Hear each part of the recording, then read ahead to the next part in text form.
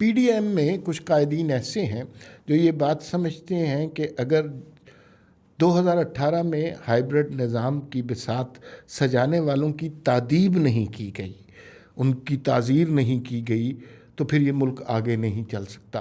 کیا آپ بھی جنرل باجوہ، جنرل فیض، ثاقب نثار کے بارے میں یہ سمجھتے ہیں؟ دیکھیے، ان لوگوں کا احتساب نہ کوئی عدالت اور نہ کوئی نیب اور نہ کوئی ایف آئی اے کوئی بھی نہیں کر سکتا ہے۔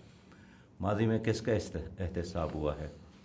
اور جو لوگ جیل میں جاتے ہیں تو آپ اور مجھ جیسے آدمی وہاں جا کر دیکھے تو آپ بھی مطالبہ کریں گے کہ مجھے بھی ادھر ہی ڈالو، یہ مینو جو ہے یہ مجھے بھی یہاں قبول ہے۔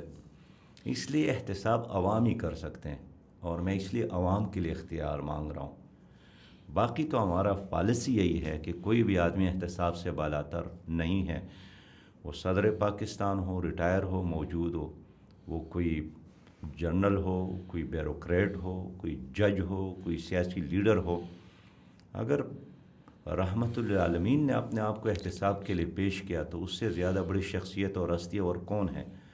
لیکن آپ یہاں دیکھتے ہیں کہ وی آئی پی کا مطلب یہی ہے کہ میں قانون سے بالاتر ہوں۔ تو ہم چاہتے ہیں کہ احتساب ہو، شفاف ہو، انتقام نہ ہو، اور سب کے ساتھ حساب کتاب ہو۔ کیا آپ سمجھتے ہیں کہ جنرل فیض حمید، جنرل باجوہ کا کورٹ مارشل ہونا چاہیے؟ دیکھیے، میں ضرور یہ چاہتا ہوں کہ جس نے بھی آئین سے وائلیشن کی ہے، اپنے حلف سے بے وفائی کی ہے، اس کے ساتھ حساب کتاب ہو۔